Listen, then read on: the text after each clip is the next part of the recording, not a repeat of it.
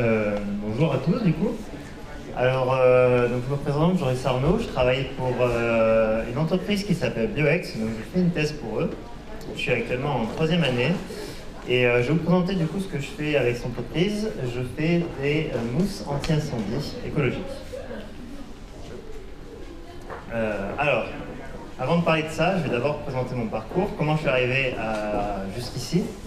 Donc moi j'étais pas trop parti pour faire des études longues à la base. J'ai fait un bac scientifique à Montélimar, le Nougat pour ceux qui connaissent. Et donc j'ai décidé de partir en unité de chimie. Puisque la chimie c'est ce qui m'intéressait le plus. Donc je suis parti à faire agronome et puis finalement ça m'a bien plu, notamment et surtout la formulation. Donc je suis venu à Lyon pour faire la licence chimie et pour faire ensuite le master professionnel de formulation et chimie industrielle. Master professionnel puisque j'étais plutôt intéressé pour travailler dans l'industrie. Et voilà, donc après mon master, je suis donc parti en doctorat de chimie avec une thèse qu'on appelle thèse CIFRE, je vais en parler juste après, qui me permet de faire un doctorat tout en travaillant dans une entreprise, donc qui est Bioex. Et je réalise aussi également donc mes manipulations au LAGEP, donc un labo universitaire. Alors pourquoi une thèse? Eh bien parce que, donc voilà, comme je l'ai expliqué, mon parcours en fait m'a plutôt orienté vers le monde de la recherche, mais je voulais également travailler dans la recherche, mais dans le milieu, dans le secteur plutôt privé, et travailler pour des produits finis, pour des entreprises. C'est ce qui m'intéressait le plus. Et donc j'ai hésité à m'arrêter après le master ou continuer. Et c'est ma directrice de stage de master 2 qui m'a dit fais de la recherche, je vois que tu en as envie, et elle m'a parlé de la thèse CIFRE. Donc la thèse CIFRE qui est Convention industrielle de la formation par la recherche et qui permet donc de réaliser une thèse avec une entreprise. Donc l'entreprise a des aides financières et du coup ça va permettre de prendre plus facilement un doctorant. Donc les avantages de cette thèse pour moi, c'est de travailler dans une entreprise, c'est ce que je voulais. Gagner ma vie, puisque j'ai quand même un salaire, donc, qui est d'ailleurs un petit peu plus haut qu'un thésard, qui travaillerait dans le public. Et donc réaliser le doctorat qui m'intéressait également. Et donc le petit bonus, ça me permet de décrocher à la fin de ma thèse aussi un CDI dans l'entreprise dans laquelle j'ai travaillé pendant 3 ans. Maintenant, je vais parler plus concrètement de mon sujet. Donc mon but, c'est d'éteindre des feux avec une mousse. Et la mousse, comment ça agit au niveau du feu? Eh bien, je ne sais pas si vous connaissez le triangle du feu, mais pour qu'il y ait une flamme, il faut qu'il y ait un comburant. Donc dans notre cas, c'est 90% du temps de l'air, l'oxygène de l'air pour être précis, de l'énergie, une étincelle ou un apport d'énergie, et un combustible, donc ce qui va brûler, du bois, un liquide, un gaz, quelque chose d'inflammable. La mousse, elle va agir sur ce triangle. Si un des composants du triangle est séparé de l'autre, il n'y aura plus de flamme. Donc la mousse, elle va créer une barrière physique entre le comburant, donc l'air, et le combustible, pour éviter la combustion qui est provoquée par l'énergie. Elle va également refroidir le matériel, donc c'est ce qui va réduire l'énergie et séparer physiquement le comburant et le combustible. Donc actuellement, ce qui marche très bien sont les tensioactifs fluorés. Donc les tensioactifs, c'est des produits qui permettent de créer de la mousse. Et dans le milieu des mousses anti-incendie, on met beaucoup des tensioactifs fluorés qui sont utilisés parce qu'ils permettent, en plus de créer de la mousse, de créer une fine pellicule d'eau à la surface du carburant qui est en feu. Et ça va permettre de créer donc une deuxième barrière physique pour séparer l'air du carburant. Ça, c'est une petite vidéo là, qui montre ça. On met de la mousse, le feu s'éteint. Et lorsqu'on va enlever la mousse et essayer de réinflammer le carburant, ici c'est de l'éthane,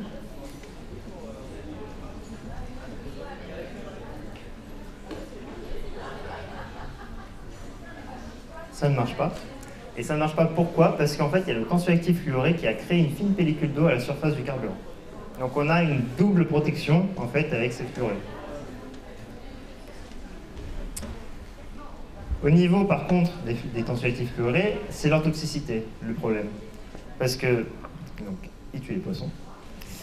Mais il a été prouvé que certains tensioactifs fluorés sont cancérigènes, mutagènes et reprotoxiques, qui sont bioaccumulables, toxiques, biopersistants, bioaccumulables, polluants, et on essaie de les limiter de plus en plus dans la vie de tous les jours. Et donc il y a de plus en plus de restrictions, on peut en mettre de moins en moins, et du coup voilà. Donc on est amené à les enlever, ces tensioactifs fluorés. Donc le problème, c'est que comment on fait quand on n'a plus cette fine pellicule d'eau pour créer une mousse suffisamment efficace pour éteindre les feux et pour les éteindre durablement? Et bien on va compenser la perte du film par avoir une mousse plus stable.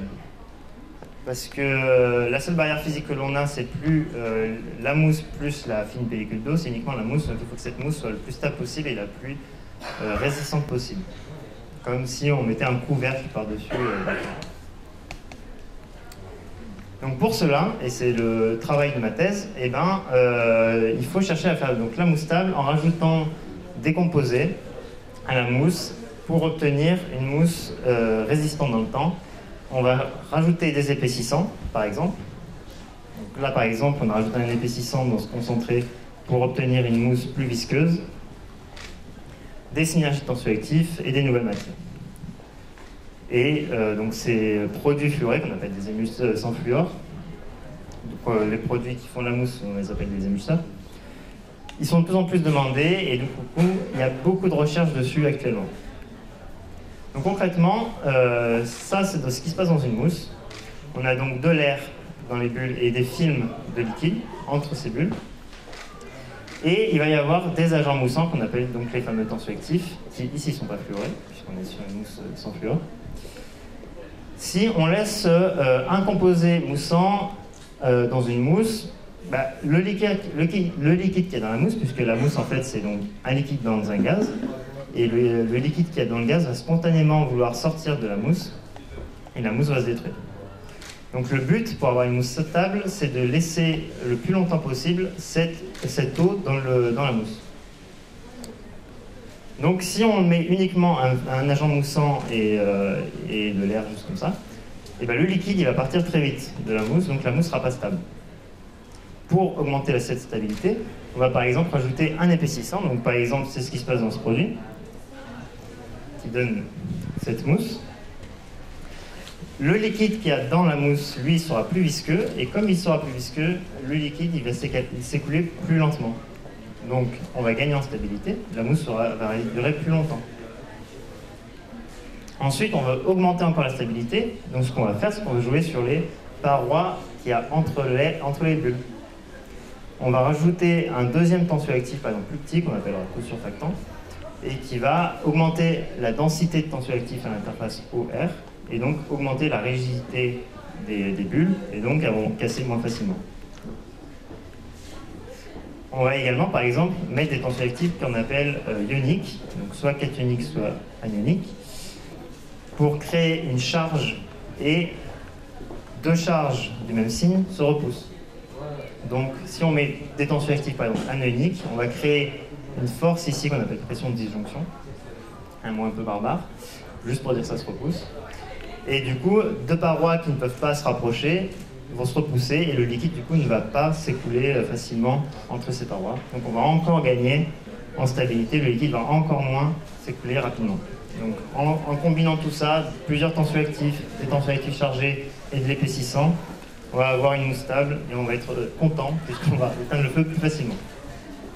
Donc pour finir, une petite vidéo pour montrer un des produits que j'ai réalisé durant ma thèse. Ici, on a donc du kérosène qui est en train de brûler. Donc ça, c'est pour l'aviation, c'est une lampe pour l'aviation. Et le but, donc, c'est d'éteindre en 2 minutes avec notre produit ce feu-là, donc 100 litres de kérosène qui brûle, en 2 minutes avec une petite lance qui jette un petit peu de mousse, vous voyez, au milieu du bac. Donc on n'a pas le droit de bouger la lance. Et tout ce qu'on peut faire, c'est voir si notre produit est assez efficace pour éteindre le feu. Donc il faut vraiment qu'il n'y ait plus aucune flamme. Donc même les petites, il faut attendre qu'elle s'éteigne.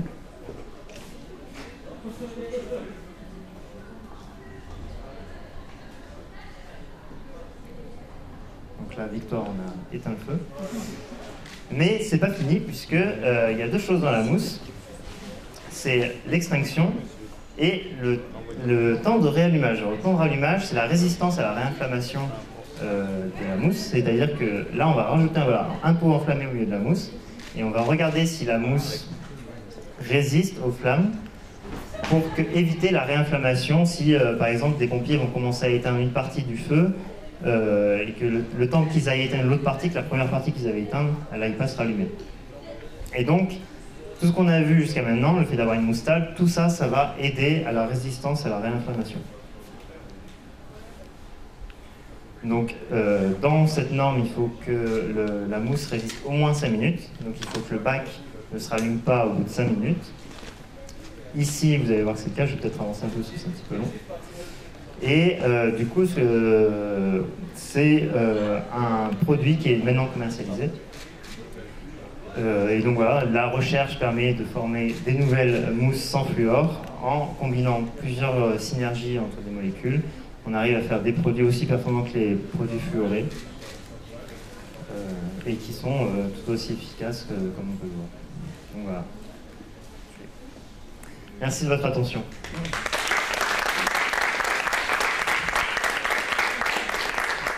Est-ce que vous avez quelques questions ?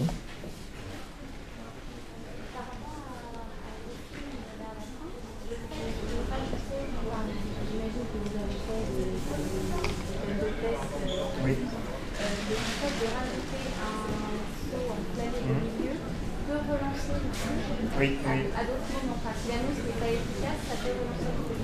Oui, voilà. En fait, la mousse, il va se passer plusieurs phénomènes quand on va faire l'extinction. Elle peut se contaminer, c'est-à-dire que dans les bulles, il va y avoir encore du produit inflammable qui va se mettre dans les bulles, ou alors qui va se mélanger avec le liquide, et donc des fois, rien qu'en mettant le pot, on va réinflammer carrément la mousse. Donc c'est important d'étudier aussi cette affinité entre ce qui brûle et la mousse. Et si la mousse n'est pas assez stable, elle va finir par créer un trou, puisqu'elle va s'effondrer.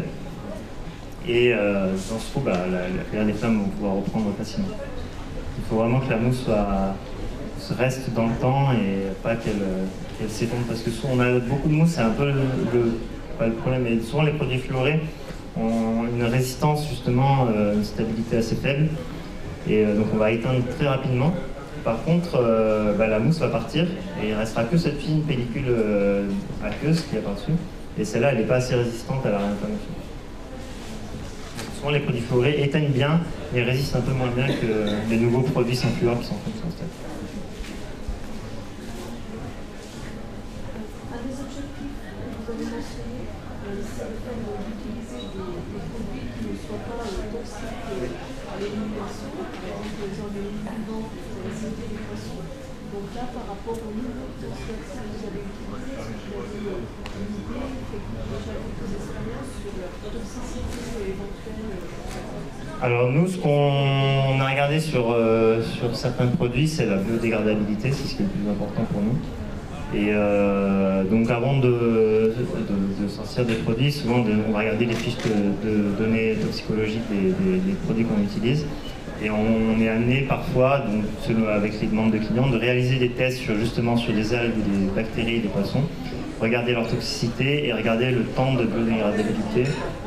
Et souvent nos produits sont biodégradables à 90%, 99% en 28 jours et le dernier pourcent qui reste un peu plus tard.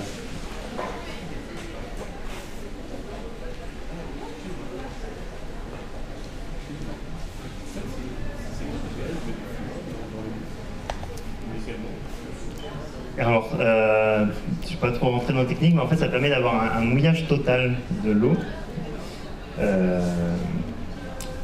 Parce que le fluor a une petite particularité, c'est qu'il n'aime pas l'huile et il n'aime pas vraiment l'eau non plus.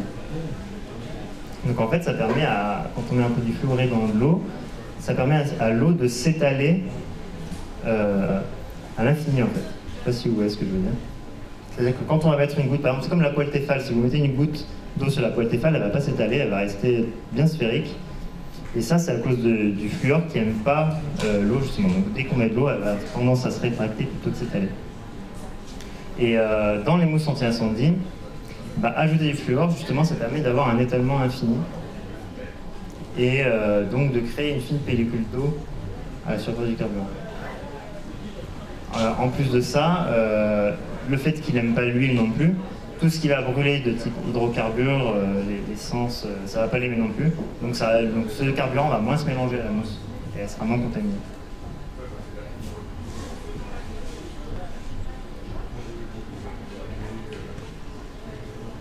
Est-ce qu'il y a d'autres questions? On va laisser la place à Louise du coup.